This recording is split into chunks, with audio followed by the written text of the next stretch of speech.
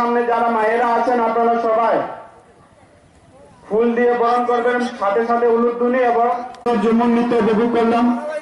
এখনই আরেকটা ঝুমুর নৃত্য উপভোগ করবো, তারপরে আজকের এই অনুষ্ঠানে বাইরের থেকে এসেছি একটা জিনিস আজকে এখানে আসে যে সব থেকে ভালো লাগেছে সেটা যে আপনিও এই বাঙালি কালচারকে, এই সংস্কৃতিকে, এখানের যে বলিকে ধারণ করেছেন আর আমিও সেই চেষ্টা করে যাচ্ছি।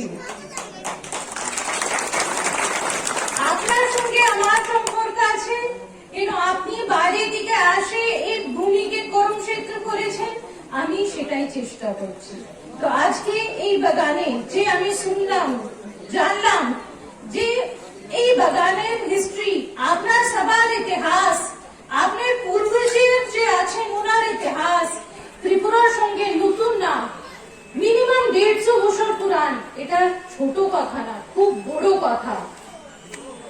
এত দূর থেকে একটা নতুন জায়গায় এসে ওখানের কলা, সংস্কৃতি, ভাষা, বলি, ব্যবহারকে নিজের করা, কাজ করা, সমর্পিত করা, এটা ছোট কথা না।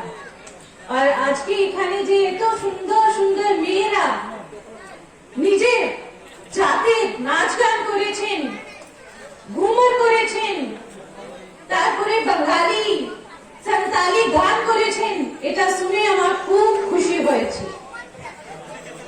সেটা বোঝা যায় যে সংস্কৃতি, নাচ গান, সঙ্গীত উপরে কার রাইট থাকে না, তার উপরে একটা কোনো কমিউনিটির কোনো কিছু থাকে না, কোনো আমির গরিব বড় ছোট থাকে না।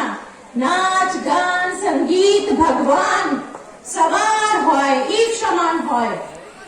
যেরকম আমি সেই রকম আপনি।